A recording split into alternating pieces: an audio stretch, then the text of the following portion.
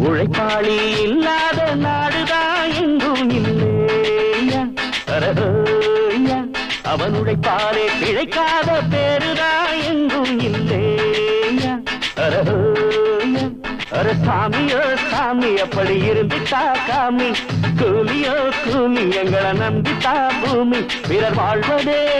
எங்க வேர்வையில் தான் உழைப்பாளி இல்லாத நாடுதான் எங்கும் இல்லையா